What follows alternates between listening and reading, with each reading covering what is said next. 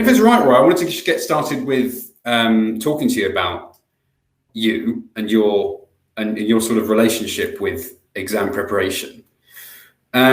So before we go on to talking about the questions that we've had from the teaching community on the exam itself and preparing for the exam, I've got a question I wanted to ask you personally, if that's okay. Sure. So Ready for V2 First, thanks. So Ready for V2 First is launched a little bit earlier this year. The 4th edition launched a little bit earlier this year. The first edition came out in 2001.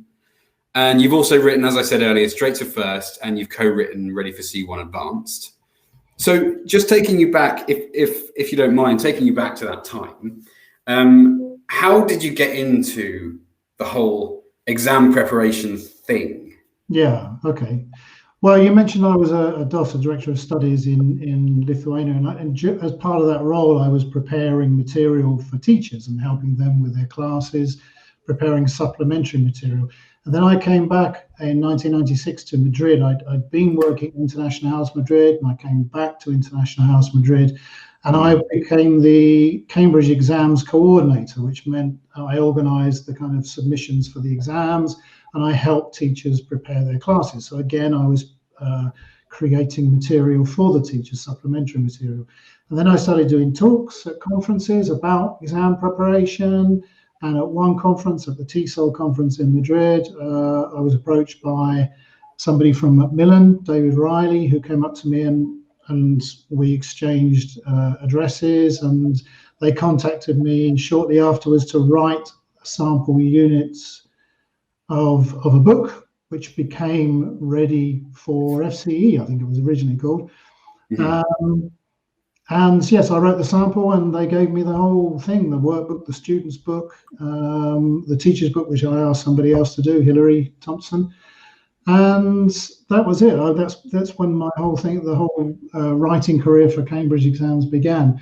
And I have to say, I love the exams. I think they're great. I think there's the backwash effect in the classroom of the exams is brilliant.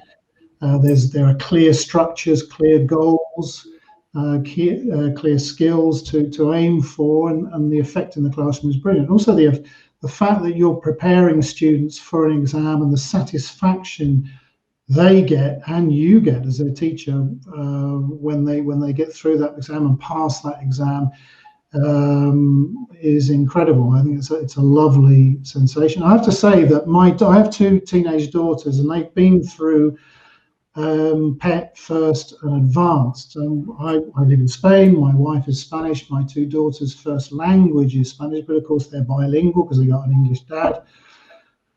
But the exams have really, helped. They've been through the Spanish education system, and it helps the First and Advanced material help bring their level of English and their skills in English up to the same level that they would be in Spanish. Particularly the writing has been very, very useful, putting them through those exams to get their writing skills up to scratch in English. And actually, when the day comes when the results are announced, even though of course they should pass, they're bilingual, why wouldn't they?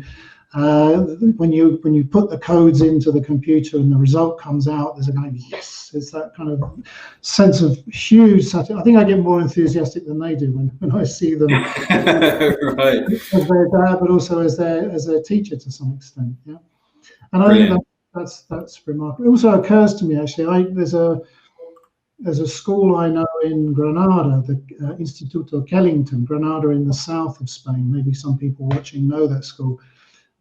Cracking school, and they prepare lots of students for the Cambridge exams.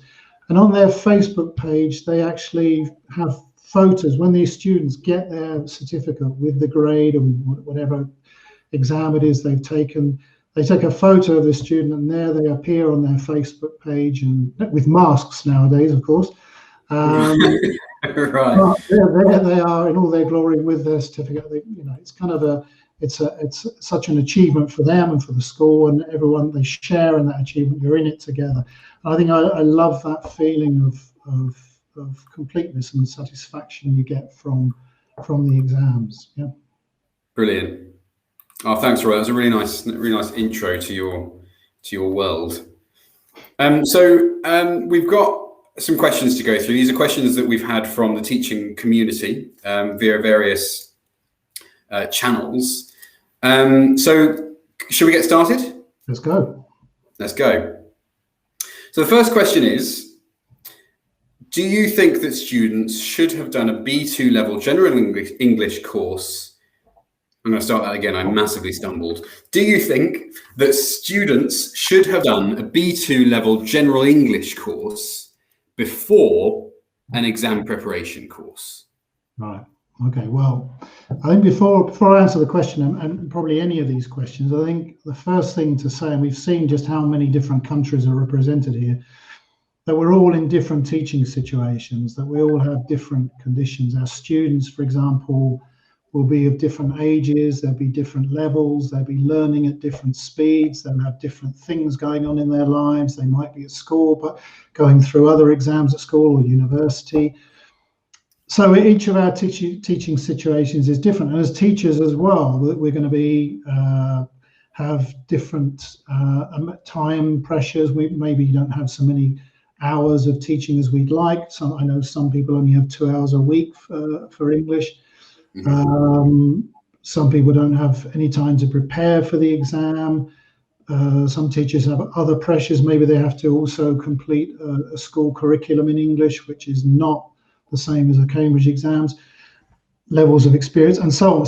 So what we should do, perhaps what we should do and what we can do will be different in different situations. We need to be aware, I think, that all our situations are so very, very different from one another. Having said that, I mean, yeah, that there are at least two ways of approaching preparation for a Cambridge exam, and I know that some schools do a B2 general English course, maybe for 1 term, 2 terms, even 3 terms, and then the 3rd or 4th term they switch to just English, preparation for those exams. So they separate the two out.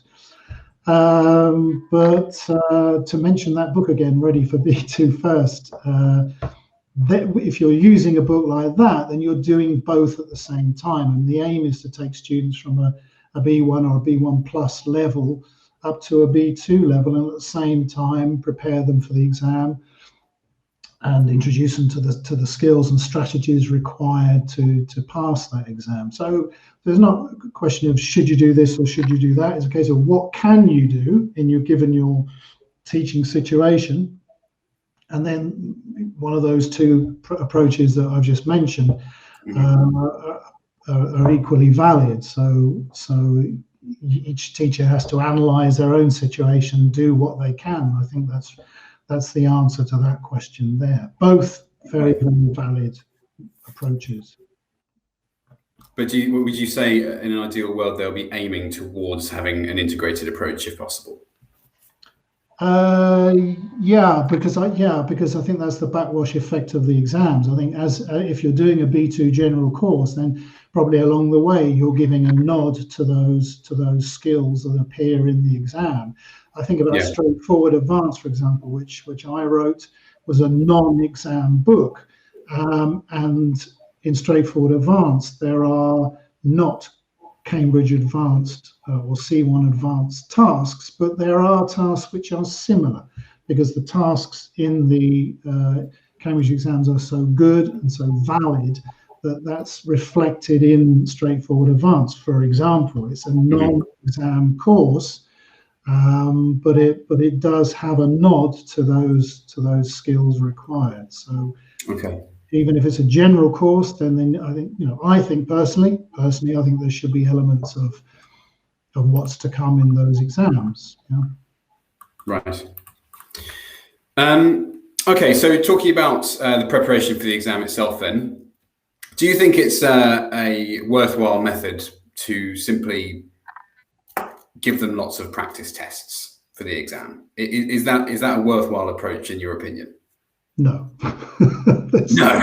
Okay, good one. Thank you. Thanks. There's the short answer. No. I mean, that's just doing loads of practice tests just is not the ideal way, and it's also not the desired effect of the exams. That's testing, and what we want is teaching. That's what we are. We're teachers, and what we should be doing is teaching towards the exam, not just doing loads and loads of practice tests.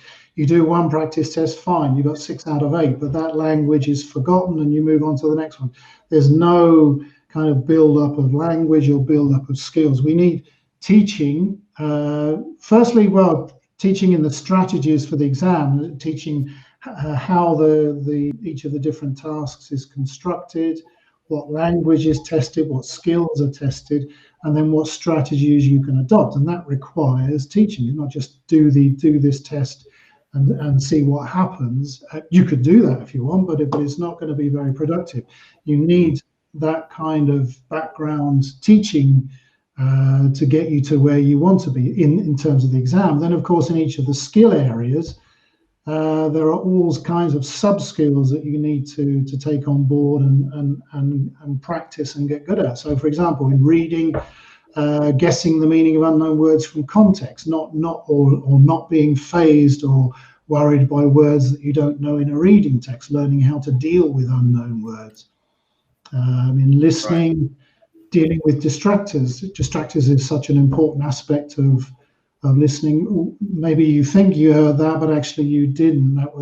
They were saying something completely different. For example, if I had more money, if I had a lot of money, then I would, blah, blah, blah. Well, does the person have a lot of money? Well, if I had more money, yeah, it sounds as though maybe they've got money, but no, it's a second conditional. There's a distractor that's been built in. Learning how to recognize distractors and deal with those. Learning how not to be worried if you don't understand every single word in the listening. Speaking as well, there's so much to learn there in terms of turn taking, interrupting politely, developing an answer, paraphrasing, such an important sub-skill for speaking. But Cambridge say students should learn how to paraphrase if they don't know a word, but that's a skill, and I've spoken about this in other talks. Is a skill which is just so important for all of the areas of the exam, all the areas of the language in listening and speaking and reading, writing, using different ways to express the same idea.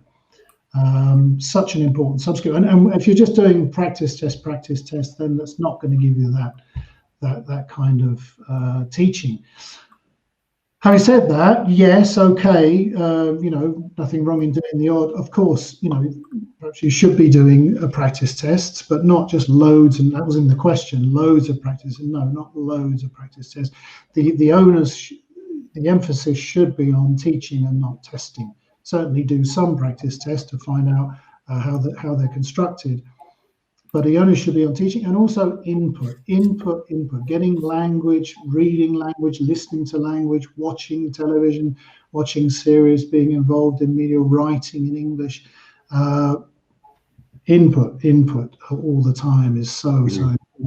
And I think that's one of the key areas to success, is to spend time acquiring language, not just dwelling on practice tests. Yeah, thanks, Roy. Actually, it took me back to when I was working at a private language school, and it quite often happened where the students were very keen to have tests quite regularly. They always wanted to know how much better they were from 5 days ago, because they've done 3 homeworks since then. They've had a couple of lessons on it. Have you got any recommendations on how to encourage students away from that thought process of, I've done an activity, practice for a few days, and now I really want to do the whole exam again to see if I'm any better? Well, I discourage them away from it. And I think, from my experience, students don't want to keep doing exam. I think students get exam weary after a while, from my experience. And I think to do exams again and again, they're doing, especially, for example, if we're talking about B2 first, which we are, there's most of the students are going to be teens, and they're dealing with exams all the time at school. I mean, my daughter's all the time, it's exam, history, maths, science, whatever. So no, they from my experience, students don't want to keep doing exams. And I think, certainly when you're dealing with the Cambridge exams, do a mock exam, do a practice exam to see to see how you're performing in each of the papers, and to see whether you should actually be going forward to do the exam if you have that level or those skills already, or what your level is at that particular time. But to constantly do lots and lots of exams like practice tests, they're weary of it, and it's counterproductive in the end, because you're not progressing. It's not testing again, it's teaching. We want teaching. So on that, how many mock exams would you recommend before doing the real thing? Is there a rule of that? No, there's no rule, but I would, for example, when I was working in International House, we had one mock exam just before they decided whether they should take the exam or not. And then after that, I can't remember actually. There may have been one more, but it's certainly no more than two, because, as I say, they get exam weary. We all get exam weary. And also, as I've said before, most teachers don't have the luxury of that time to be doing more than one or two mock exams. And I think, if you find out where the areas are that you need to spend a little bit more time on, perhaps, if you're having problems with listening, maybe you need to do a lot more listening. If your reading skills are not up to scratch, maybe the teacher can come in and help with more reading skills. And it's diagnostic. A mock is diagnostic, so you can't keep doing diagnostic tests. At some point you have to take the actual exam. I think one, maximum two, in my opinion. I mean, other teachers may have different ideas which are maybe relevant to their teaching situation. As I've said before, we all have different teaching situations. But I think the emphasis should be on teaching, and not testing. Okay. Those are my key words: teaching and input all the time, and teaching. And that's what we're all in the business of, is helping our students. And I think give them the opportunities to have that input. And the testing is a test of your level. It's the end point rather than the raison d'etre, or the reason for your classes all the time. Right. Cheers, Roy. So, I mean, that actually, you did touch on this just then. So, what part of the B2 first exam generally do students find the hardest? And there's a second part of this question. And how should you spend more time on those areas? Well, again, it depends, doesn't it? Generally, what do people find hardest? If I can just talk about my recent experience, I've been helping out at a secondary school, a public secondary school, so along the road from me in Vallecas, which is part of Madrid. And I've been doing piloting material ready for B2 first there, trying it out on students, seeing how they deal with it, and making any adjustments as a result. I've been doing practice oral exams with them. But what's specific about these students? Well, specific in Spain, there are schools, certainly in the Comunidad of Madrid, the area of Madrid, schools which have the first 4 years of secondary school are bilingual, in the sense that many, not all, not maths, for example, but many of the subjects are taught in English.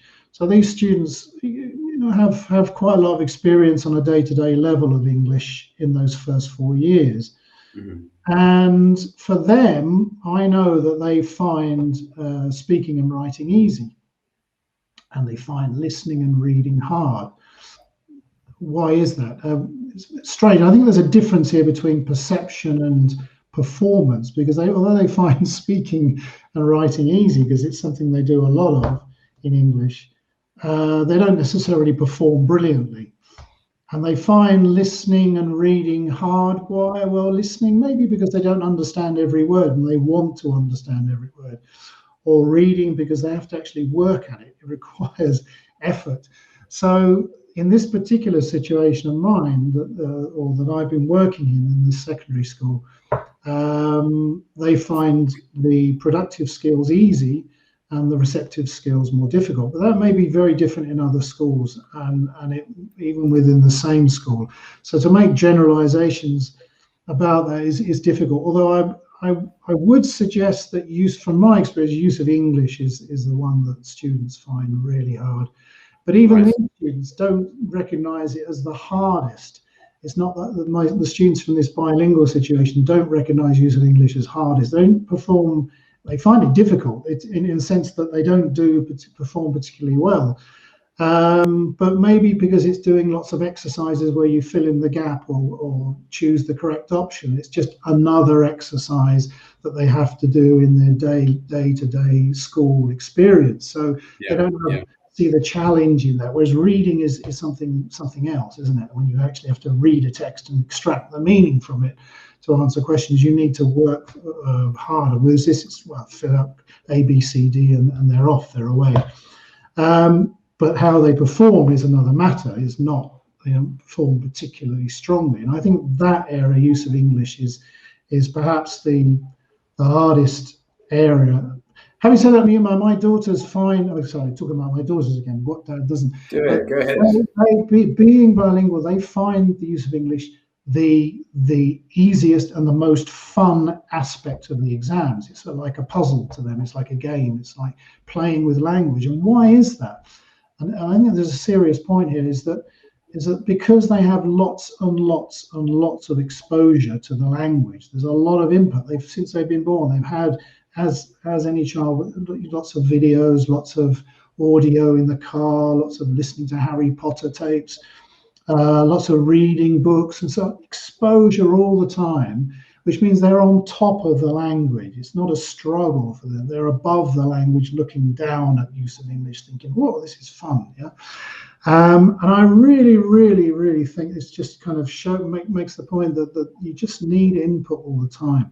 And actually, I was talking to, sounds like name dropping, but I was talking to a friend of mine, Dave Spencer, who some of you will know. I've heard of him. Yeah, I've heard of Dave Spencer. Yes. Author of the Gateway series. He's been a friend of mine for 30 years. We were at International House working together in the early 90s. Where you actually worked together? No, but we were in the International House organization in Madrid, and we were friends, and we used to go out. There's a group of us that used to go out to restaurants. Oh, wow. Madrid area, and he's still a friend. And I had a call with him the other day. I had a couple of hours on Skype with him. We were playing catch up, and he told me a little anecdote, which I think is worth repeating here. Is he was in Georgia. I think somebody was from Georgia here, and he was there, and he was doing a school visit, and there was a boy there who was speaking very, very good English with a very almost accent, this American accent, I think Dave said, yeah. And the boy was 7 years old, and Dave said, "So how come you've got such good English? How is this? Have you got English-speaking parents, or what is this?" And the boy said, "No, Cartoon Network." He got Cartoon Network. All his English from television. He'd spent a lot of time watching television, a lot of time watching Cartoon Network, and there was. I'm not saying this is going to work in all cases, but it does illustrate this point that input is just getting that language input all the time. And he didn't have many chances to speak English. I mean, there he was. He was making the most of this one, talking to Dave, but he was just amazing that somebody that young had such a good level of English without any other stimuli except what's available to everybody. So it's, even though you're saying he didn't have a chance to even output the language again. It was reception of English. When you're 7 years old, how many chances have you had? So, and there he was speaking very, very fluent, confident English. Brilliant. I don't know the full That's Dave's story. Perhaps Dave, you can ask Dave the full details later. But it does illustrate this point. I think that. To get on top of being on top of the language is what you want to aim for, and the only way to do that is to have lots of input, lots of teaching, lots of exposure to the language, and not focusing all the time on doing lots of practice tests or so on. Yeah. Okay, brilliant. Thank you, Roy. So focusing on use of English then, another question we had was, how can students improve their performance in the use of English section? Well, there's an easy answer to that. There's a simple answer to that, because I recently... Can I guess what your answer is for that? Well, then what's the answer? Is it input? It's it could be, it could be. Well, it could be, it is. I'll come on to that in a minute. But the actual simple answer is I did a talk. Yeah, you're right, actually. But I did a talk recently for Spain, and it's cool. And perhaps you can pass on the link to the teachers. It's called Building Confidence for Use of English in the B2 First Exam. And all the answers there. It's there. Building confidence for the use of English in the B2 exam. And I did it for Spain, but there may be one or two references to the Spanish education system, but I don't do it in Spanish, and it's relevant to everybody. And what's the kind of drift of the talk is I focus, yeah, you're right, I focus on input, the importance of reading, reading. But I do acknowledge, of course, that many students don't have time to read, or because they're busy. And I have this, again, from first-hand experience. My daughters, they're so busy. They don't have the time to do the things that they could do when they were younger, like reading a lot. It was a shame. When they got to secondary school, there were far too many pressures, and they slowed down, or at one point stopped altogether their reading in English. So I show in the talk, I show how you can use your course book, Ready for B2 First, for example, to maximum advantage, quite apart from the tasks that are in the book. Then there are other ways of exploiting that to get exam practice. Right. So that's in the talk, and there is a handout that goes with the talk, which gives practical solutions to preparing for use of English. The other thing I mention is, which is, and this is really what Cambridge say as well. I'm not, inventing anything here by any means.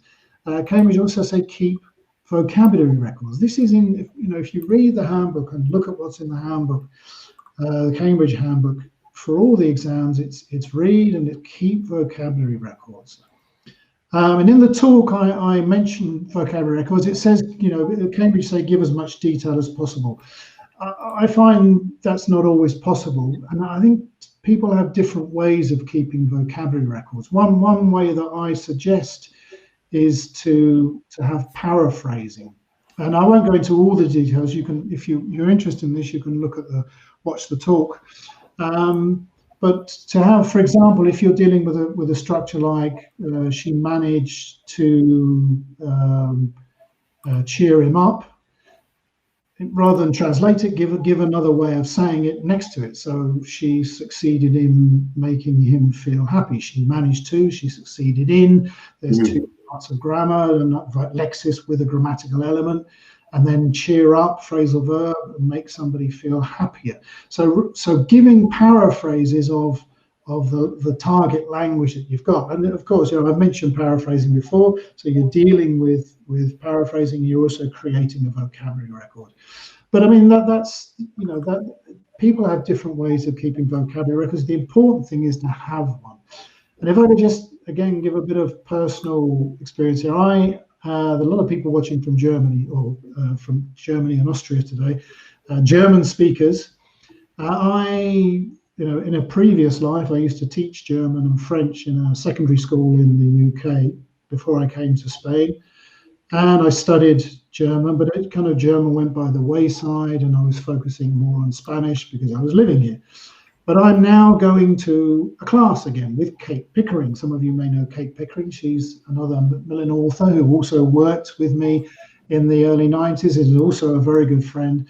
And we go to a German class together. We have a native German teacher, and I keep a vocabulary book for that. And I work very, very seriously at keeping that up to date.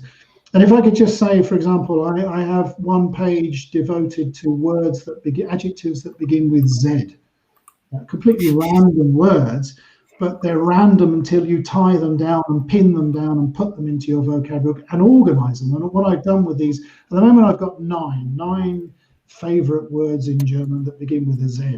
And I've organized them into ZA and then ZE and ZI and then ZU.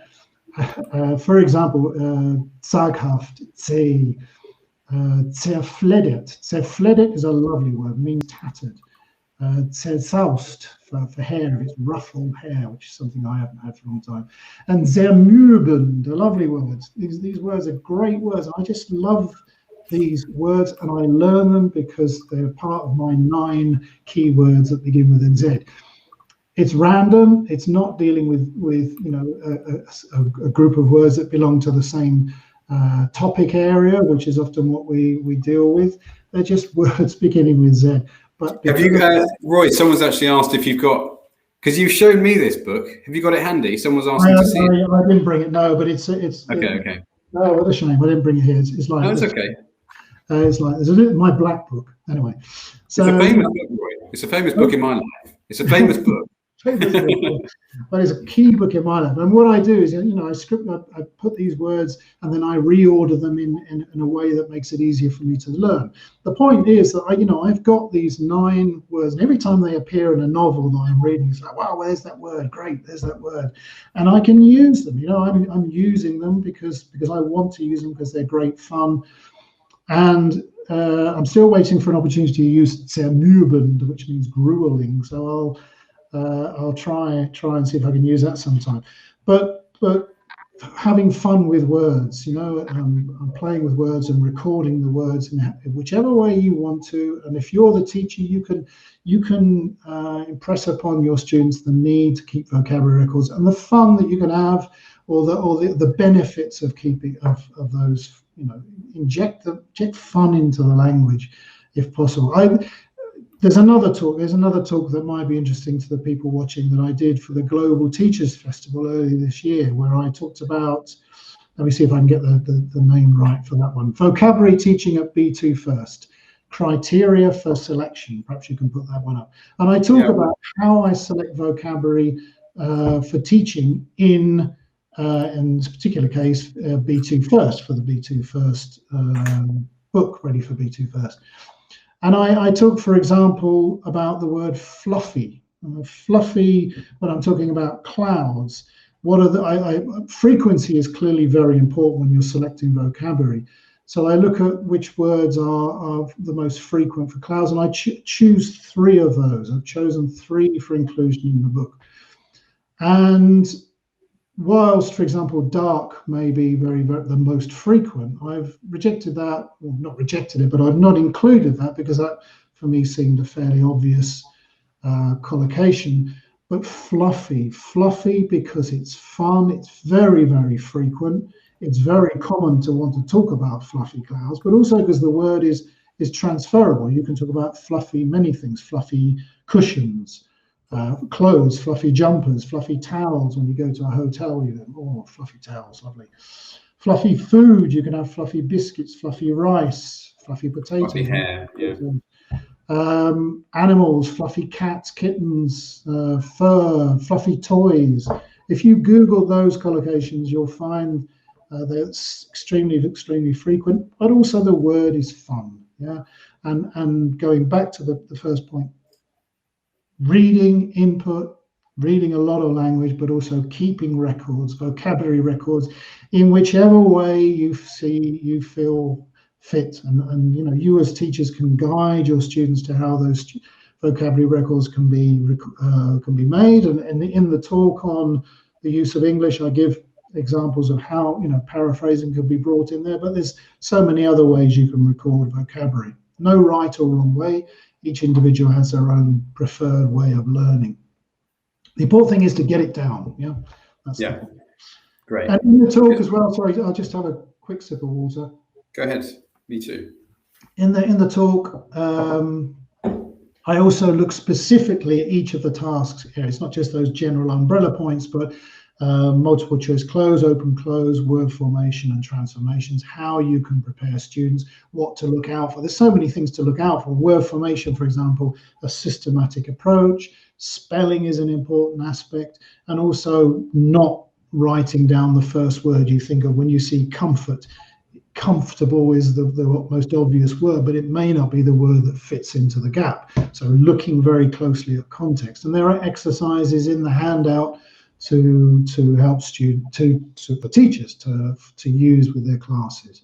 So to answer that question, what's the best way or how to help students with the use of English, have a look at that talk, because it's far more detail than I can actually give you in this session now.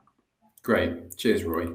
Okay, so one more kind of area. So the last area that we're going to be asking you about before we move on to questions. So I've just used the time now to just say, if you've got any questions for Roy, guys, we're going to have about 10 or 15 minutes after these last few questions to put more questions to him that have come from you today. So please do put them in the chat box, and the wonderful Anna, who's behind the scenes at the moment, will be able to keep them, and we can ask them to Roy later. So just put them in the chat box there. So Roy, the final area is the speaking test. Have you got any suggestions of how students can practice for the speaking test outside of the classroom, in a real life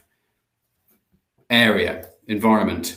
Right. Okay. Well, if you go to the Cambridge page, Cambridge website, and you type in the search engine practicing speaking outside the classroom, you'll find that Cambridge actually give a number of ideas on what to do and how to go about that. Some I think are better than others, and that, but again, it depends on the individual and on the individual situations that you have. They talk, for example, about using opportunities to socialize with English speakers, not necessarily English speakers from Britain or from America, but English speakers from anywhere, even within your own country, of course. So people who speak English. And that's a very good piece of advice if you can find people to speak English with. But we've all got friends, and if you can get your friends to speak English with you, then that's a brilliant opportunity. Not all people are going to want to do that. Maybe there'll be some reticent, reluctant teenagers, but if they want to, encourage them to go out and take part, or do something and go out when they're going out shopping, for example, or doing something that they're interested in, like cooking and speaking English as they do it, messing around. I remember when I was at school in an all boys school in the early 70s, in secondary school, we had German. We learned German, and we used to play football at lunchtime, and we used to speak German to each other. Not very good German, but it was, instead of saying ball, it was "Gib mir den Ball." Yeah, "Gib mir den Ball," give me the ball, or "Das war ausgezeichnet." That was fantastic. Or we would mimic the teacher as well. But there were kind of the beginnings of an attempt to speak the language outside of the classroom. Mm-hmm. Students probably speak much better English than I spoke German at that time, and they have more tools at their disposal, more language at their disposal to do that. So if they can, great. And if encouraging after school clubs, that kind of thing, is also something Cambridge talk about, and I think it's a brilliant idea. Kate Pickering, who I mentioned earlier, in our German class, we go out to the countryside. We're both interested in nature. We're both interested in bird watching. And we go out midweek sometimes, like naughty children. We go out and escape for a morning in midweek, and we spend some of the time speaking in German to each other. It's not perhaps as much as we should do, because we're also talking to each other about other aspects of we just lapse into English. But we do make an effort to speak some kind of German when we're out doing something we both like doing together.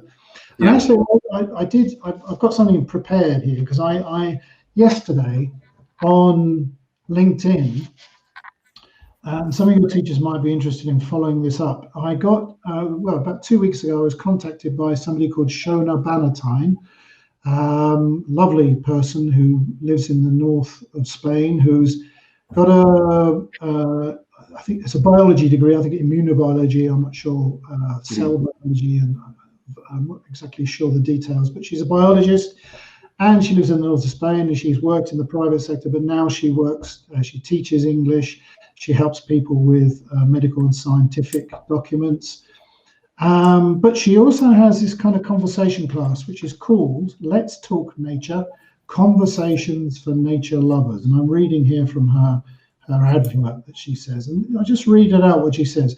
Opportunity for nature lovers to practice their English skills. Often biologists and nature lovers don't get the chance to talk in English about nature with corrections and feedback from an experienced English teacher with knowledge of these topics. And she's been doing this every 2 weeks throughout this year. It's a conversation class on a specific topic in English about for nature lovers. Let's Talk Nature, Conversations for Nature Lovers.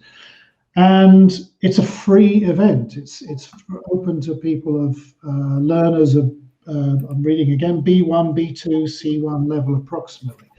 And it's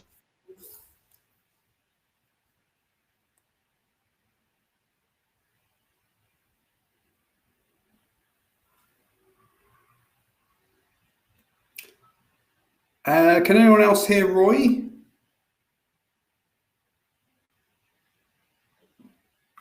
No, Roy's gone. It's okay, I'm sure he'll be back in a second. Just give him a sec, guys.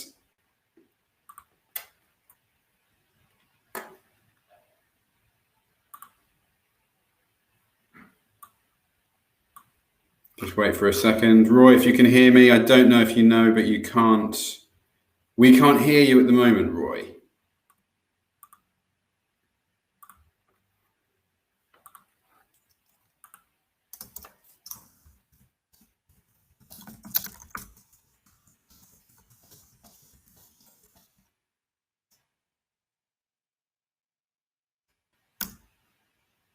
Okay, sorry about this, guys. So, yeah, Roy was in the middle of telling you about. Let me just. So I'll just put a link in the chat box. I'm going to just try to continue what Roy was telling you about just then. Yeah, I'm back. So there's an online. Oh, you're back, Roy. Right, can you hear me? Just a minute. Hello. Oh, we could hear you. Can you hear me? Can you hear me? Yes, we can hear you. Right. Ooh, it's a bit heart-stopping moment. Can you hear me? Yeah. Yeah, all good. Crack on, Roy. Carry on. Okay, I'll carry on. Sorry about that. But a technical That's issue. Right, I was talking about Shona Bannatyne's conversation classes for nature lovers, and I just felt it was worth mentioning. I contacted her. They have a topic. She prepares the topic, and then they go out into breakout rooms and do pair work all related to nature. And this is one of those areas that an idea that you could use for getting students to practice the language outside the classroom. Really nice. I'm looking at the website now. It's such a nice idea. Such a lovely idea to bring people together. She said it was a lot of work. She's done it for free, so she was doing it twice a month. But from September, she'll be back in doing it in September once a month, because she obviously has to earn a living. But this is a free option. I think her webpage is englishwithshona.com, and you can contact her there if you want to ask about how she does it, or if you want to start something else up, something similar yourselves. It's a great idea. Yeah. Great, thanks, Roy. Well, should we move on to the last? We've got one more question for you. So, staying on the speaking tests, have you got any recommendations for how we can make students sound more natural or sound natural in the speaking test? Yes. Yeah, because I worked before as a Cambridge examiner, a speaking examiner, and the one when this person is asking about making it natural, sometimes students learn lots of phrases like "I see what you mean, but," or "I agree with you up to a point," and they don't always sound as natural as they could do. We teach them in books; they're ready for first. But my advice would be, if you're not comfortable using those expressions, they can sound very unnatural if they're not used in a natural way. So if you're not feeling comfortable with those expressions, then just something like "yes, but." If you're going to disagree with somebody, "yes, but," or "true, but." And in fact, I've been saying this for years, but recently I've seen a talk which is worth mentioning by John Hurd, who's one of the authors of English Hub, and fantastic. And he's saying exactly this: that there are kind of the language, which is frequent. It's used in informal situations. The language that we teach in course books for agreeing and disagreeing. Things like, in my opinion, in my view, to my mind, as far as I'm concerned, are all worth knowing and using. With stress on those, has to be said, with stress on the pronouns, the subject and object pronouns. I, as far as I'm concerned, or if you ask me, in my opinion, they're fine. But he talks also about very, very frequent ways of agreeing, the most common ways of agreeing, the most simple ways of agreeing and disagreeing. And often simple, as he says in the talk, simple is often the most natural. And that's yeah, but, and no, but, yeah, and. I'll give you some examples of that in a minute. But his talk is called, I'm remembering now, yeah, but, no, but, the real language of opinions. Not that the other. It was part of the. It was part of the Global Teachers Festival, wasn't it? That's right. Vocabulary Not talk, that the other language is not real or natural, but this is very, very frequent language. It's very interesting. Then what he's done the work on this. He's done the analysis of this language. Very, very interesting. And he's saying, for example, if you're agreeing, then you might say yeah and. So, for example. That was a good film, wasn't it? Yeah, and I like the fact that it didn't. It wasn't very long. It was only 19 minutes. Yeah? So you're adding some extra, agreeing and adding. And similarly, if you're disagreeing, it's yeah, but. So you're saying, that was a good film. Yeah, but. Yeah, I acknowledge the fact there were some good things in it. I acknowledge what you're saying, but it did go on a bit too long, don't you think? And so you're adding something to that disagrees with the statement as well. Yeah, but, yeah, and similarly with no, but, no, and. Can I ask, Roy, what that particular change would do to their score? So they're being scored. Oh well, that's no. That's a question, so if they were to replace. I think that's a wonderful idea. However, I believe that. So a rather sort of long, drawn-out, formal, as you were saying, unnatural way of doing that. I think it means they can. I think the important point here is that they're using something a technique, a strategy for agreeing politely, and they're also being able to focus on their main meaning, the main point they want to get across, rather than focusing on these pre-learnt expressions, which sometimes get in the way if they're not fully fluent with them. So I think to answer your question there is not that, we used yeah, but that's a great piece of language. No, in itself is not a great piece of language, but the strategy is good. It's polite, it shows respect, and it means the candidate can focus on the main meaning that they want to get across and give their opinion without worrying too much about, I see what you mean, but, which just sometimes gets in the way. That was what I found from my own experience, and it's certainly confirmed by John Hurd's talk. And he then extends it. What's interesting is he then extends it to other strategies. So agreeing, for example, by exemplifying. So that was a great film. Yeah, especially the bit where they walked along the beach and blah, blah, blah. So yeah, especially. So you're giving an example of why it was good. Or by amplifying, so you give a synonym. So I say the film was good, and you say, yeah, it was brilliant. And I actually looked at a couple of WhatsApps from friends recently, and I was talking about a series that I've been watching, and I said it was good. This was to a friend, and he said, yeah, brilliant. He just did exactly what John Hurd was talking about there. He agreed, and he gave a stronger adjective, a synonym, but with more strength. Good became brilliant. Right. And there are other techniques, and he gives activities as to how to employ those strategies.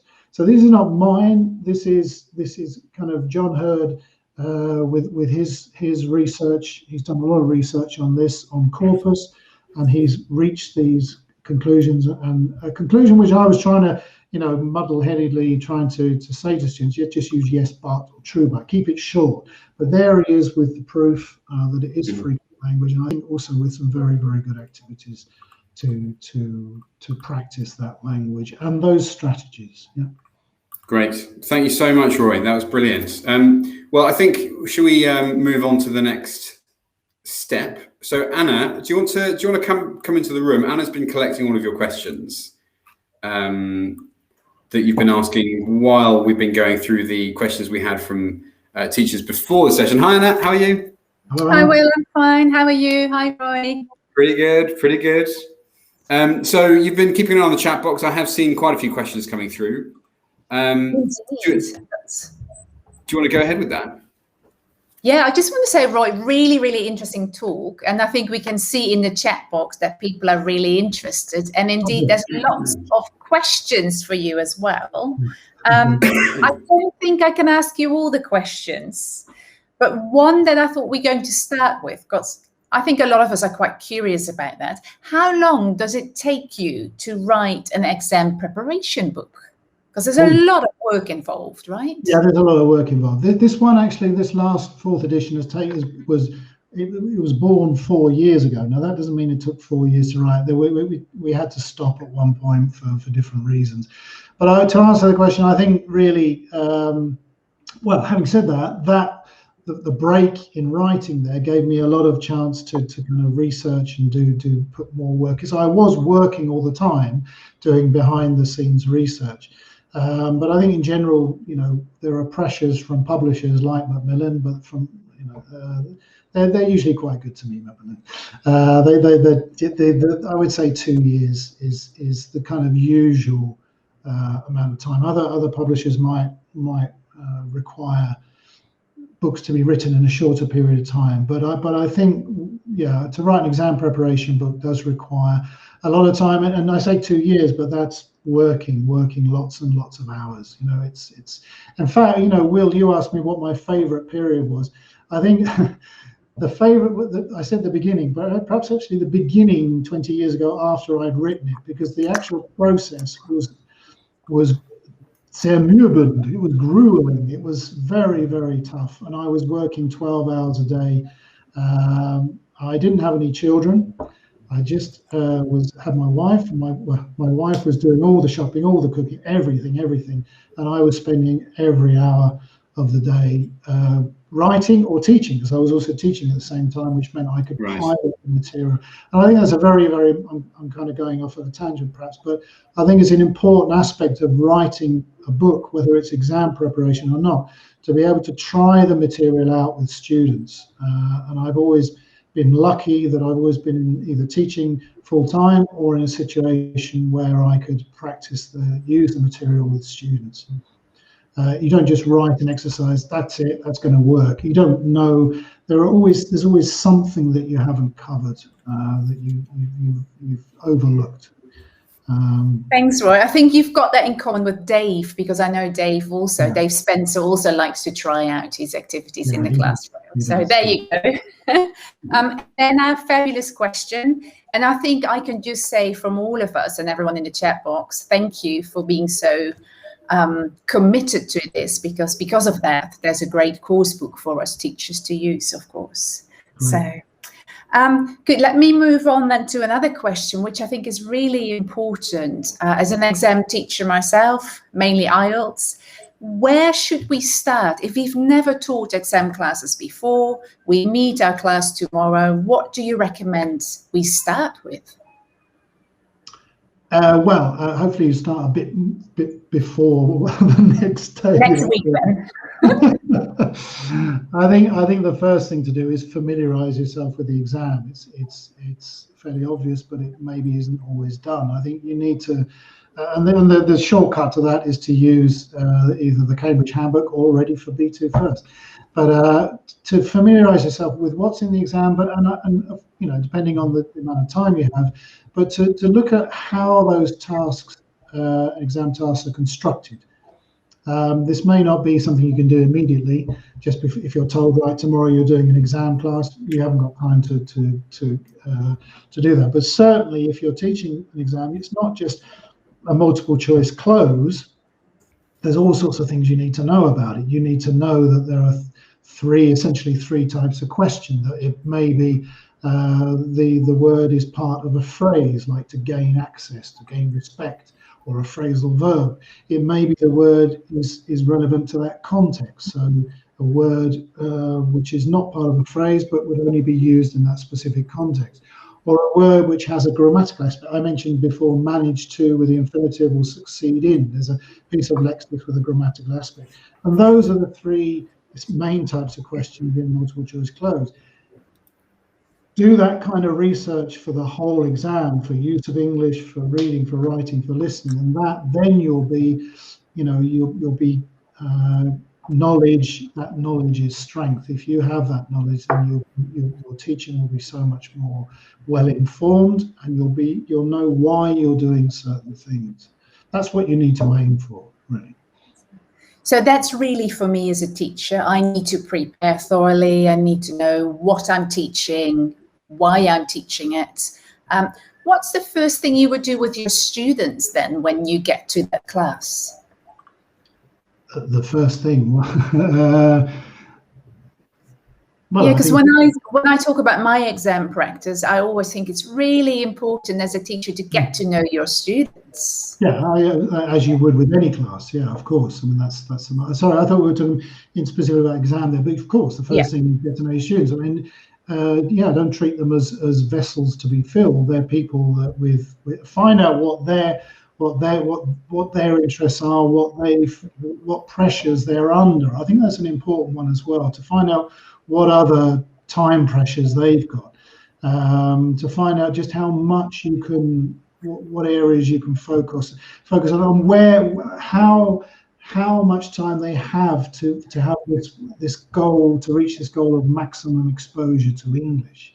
So if you're finding that they're dealing with lots and lots of exams, for example, at school, then maybe you need to appropriately to encourage them to look at English, get that exposure through doing what they enjoy doing, watching series on television, watching Netflix, watching whatever else they're doing, to get that exposure and encourage that. So gathering information, but that's true of any class, whether it's exam or not. Find out as much as you can about your students to see where, how much give you've got, how much you can spend on getting across what you want to get across. I mentioned at the beginning of the session that all students have different, our students will have different ages, different levels, different speeds of learning, and different pressures. I mentioned that. And I think that's really what you need to find out, what pressure. And I think when I was a younger teacher, I was guilty of not doing that. I went into the classroom, this is what I want to teach, and not listening. Yeah, and I think that's something you do learn with age. I don't think we're born brilliant listeners, but I think you become a good listener. And in teaching, whatever aspect of it, you need to listen to your students. I remember, recently, I say become a good listener. Even recently, I remember going in and with a class at this school I mentioned in Vallecas near me, and I had my goal. what I wanted to do, and they just had a particularly grueling. There's that word again. A grueling lengua or Spanish language exam. And they came, of course, they just had an exam, and they come into my class. They're in no mood to do what I want them to do. But I started to press on regardless. And they said, teacher, Profi, we've just had an exam. I said, right, okay, sorry. And I immediately, stepped back a bit. So yeah, listen to your students. That's a really nice sentence, actually, listening to your students. And I think also one of the things is, as a teacher, we're not there to teach. We are there to make that learning happen. And some days we need something else, indeed. Yeah. Lovely. Now, I'm going to ask you a question as well about practicing exams. I know that you said quite often students are quite happy not to get practice tests. But there are also regions in the world where your students come into the classroom and all they want is practice tests because they don't seem to see the importance of building vocabulary or grammar. Is there any way that we can convince them of how important that is, so we actually get them motivated to focus on the building blocks of those skills? Well, I think this is a kind of a spontaneous answer, but I think prove the point. I mean, do give them a practice test, deal with the language, and then a week after, ask them questions on what they did a week before in that practice test and see what language they can remember. And the chances are, if they've just been doing practice tests, they won't have remembered anything from that previous week. So what's the point of doing another practice test and another practice test if you're not advancing? And what you need to be doing is advancing and building your language. And unless you're combining, and that's possible, is doing a practice test and focusing on language and building the language, but that really isn't the ideal vehicle for inputting language. So I maybe if that's the way they're thinking, if that's the cultural background, it's going to be very, very difficult to move them away from that. So who am I to say, well, you've got to change their way of thinking? It's not something you can do easily. And I know that because, I'm in Spain. There are certain things that are done in the Spanish system, which, I think shouldn't be. But who am I to change the Spanish education system? Whilst I'm offering an answer to that, I'm not saying, I do appreciate, and I did say this at the beginning, that we're all teaching in different circumstances and that we have to be careful about what we try to change. And maybe it's a small, step-by-step battle rather than going in saying, this is what you got to do, because they won't always swallow that. And particularly not if the cultural background is very different. Yeah, valid comments. I think very much what we do as teachers, exam or general English, it's very much context critical. There is no one best way. It all depends on your students and on what's demanded. I do feel that all those building blocks of the skills, they are key because you need them for the skills. And that exam practice, I always say to my students, it's more like the icing on the cake. Once you have that language, you can actually do it. Oh, definitely. It is that part at the end, Yeah.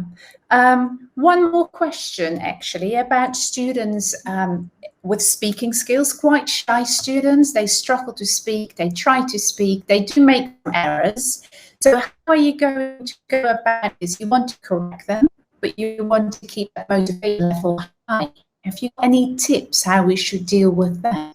Well, I think, because I have one person in mind. I won't give her name, but I won't. I won't give her name, but I do remember one child in particular who was quiet in Spanish and quiet in English, quiet. She was very withdrawn, and I respect her space. There's what the answer was there. She wasn't pushed. She had to do a practice speaking, and when she did it, she performed well because she knew what she had to do. But in the process, in the classroom, then I was just respecting her space, respecting her wish to be quiet, respecting herself, her wish not to talk. Of course, that made it difficult for other students. If she was working in pairs with another student, then that we made sure that she moved from one student who wasn't always with the same student, so that the other student didn't suffer in that respect. But when it came to it, she did the first exam. She passed the first exam. She got the kind of C grade for the speaking. If you got the right kind of mark for speaking, because she's a human being, and she knew that in the exam that she would have to perform it. In the practice exam, she did. It was almost like in the practice, wow, look what she can do. She's storing it all up, So I think respect. Don't force students to come out of their shell if they don't want to, and don't overdo the correction. You mentioned correction. In my German class, it was just the two of us and the teacher. And sometimes while we're speaking, the teacher is already writing on the shared screen his correction to what we've just said. And it's kind of one thing which is, we don't say anything. I hope he doesn't get to see this or listen to this. But I wish he wouldn't do it because it does get in the way of us speaking. Maybe we'll talk to him about it one day. But correction can be pretty annoying sometimes if you're if you're thinking about what you want to say next and the teacher's, no, that's not quite right, you should be saying this. Stand back and don't leap in with corrections all the time. Give your students space and don't correct everything, because it's not necessary. I know when I'm speaking German that I'm making mistakes. If you've got some correction that's going to be useful for other situations, then go, choose that one, not every single mistake that I make, because I know I'm making mistakes. But I need your help, not your interference. And I think that's a big difference between that. Helping and interfering are two different things. It's like walking that fine line, right? You do want to improve students' language production, but you don't want to put them off. So I can imagine what you say. It is a fine. There is that. Oh no! Did you know? But if it just say to yourself, stop speaking. Just be quiet. Let them get on with it, and then at the end, then come back and say, well, you know who you were, but this, and make these kind of unintrusive correction. Of course, if somebody is making the same mistake all the time, you can make a joke of it. It's not. That's just, there are exceptions, and there are, oh, you said it again. Oh, you said it again. Oh, you said it again. Gentle humor correcting those repetitive or repeated errors. So, whilst I might say one thing, you might find me doing something different if you know your students. If you know, you mentioned they're a quiet student, well, then you need to treat that person with respect, and you're not going to show that person up in front of the class, for example. I just had a chat box. I think Miriam wrote something like, error isn't terror, and I think that is very true. Lovely. Yeah. Also, I think failing, I don't even want to call it failing, but trying to produce, there is a step towards learning, right? So we don't really want to shut them up because they are fearful that we're going to correct everything. So yeah. I think I've learned a lot through being back in the language class. I studied languages. I studied French and German. Of course, I didn't study Spanish, but I picked up Spanish being here.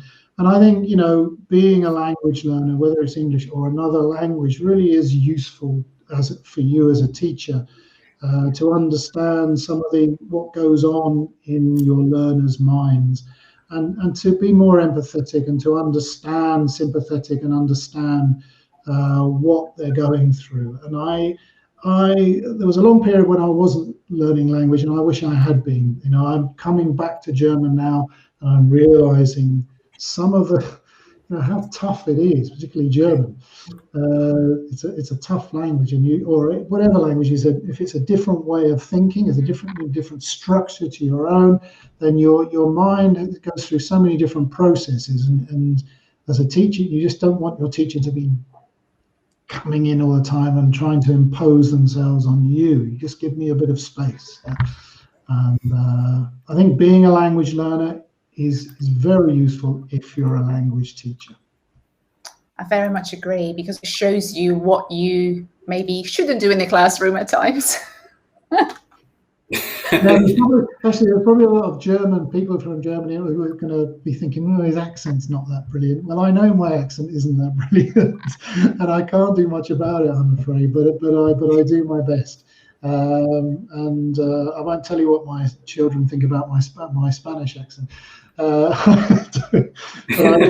So I know that I have limitations, and in spite of that, I love languages. I just love language. Yeah, and I think it's really important as well for the brain. I mean, Janet is saying that it changes a person's horizon, but also it changes your brain, I think, when children learn languages. So, if you're passionate about it, give it a go. I think that's probably the message. Definitely. Yeah. Good. I'm just going to look at Will. Will, have you got time for one more question? Or I think we've got time for one more. If it's a quick one, Anna, if that's all right, because I think everyone, I think probably people might need to leave, and I don't want to keep them from the rest of their day. That's all. Good. Very quick one, Roy. I hope you can answer it quickly. To keep our students motivated, of course, we've got an amazing course book. Are there any apps or any tools or any other ways that you recommend students develop their English outside the classroom? I think probably I'm going to throw that back to the teachers. I think teachers, I'm getting old and crusty now, and the apps. There's the app that goes with the Ready for B2 First, but I'm really not the best person with technology. I don't think technology can replace the teacher or real learning experiences, but it can be a help. Apps, I don't know. There's a lot of stuff out there for a lot of opportunities to get this input, to watch, to listen and watch things that you're interested in. I know that from my learning as well. If I'm watching, listening to stuff which is related to birds, which I'm really interested in, then you've got me, you've got my attention. So it depends on what your interests are. Go for what you're interested in.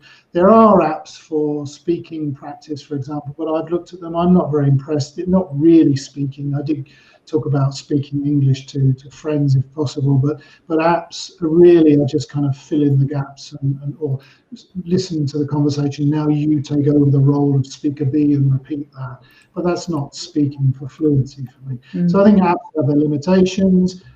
Media has lots and lots of possibilities. I'm not the best person to ask about all of the apps that are around, and I'm sure there are a lot of teachers there with a lot more knowledge and savvy, tech savvy than I have.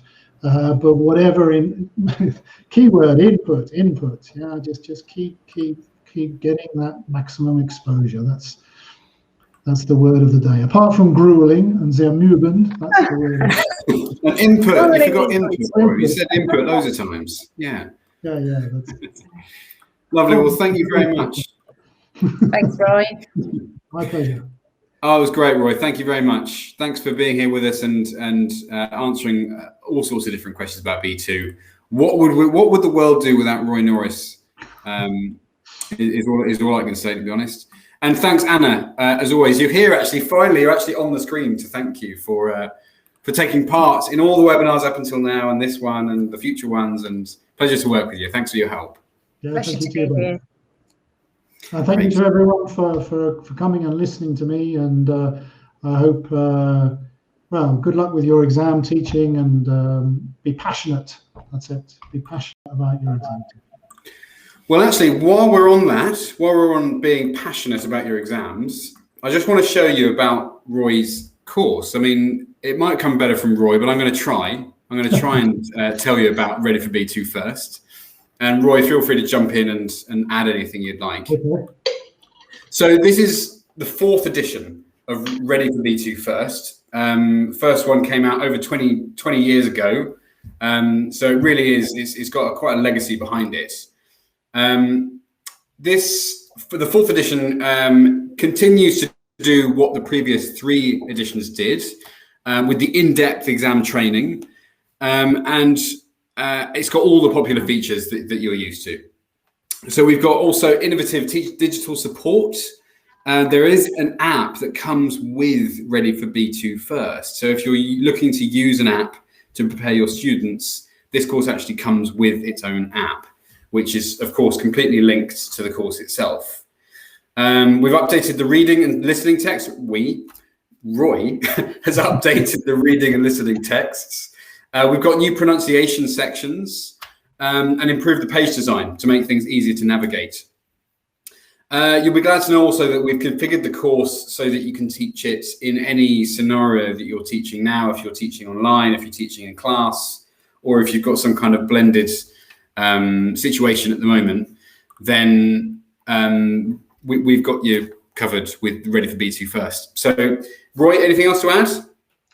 No, that's fine. I think for a short description of the book, yeah. Also the grammar. I think we've made the pages.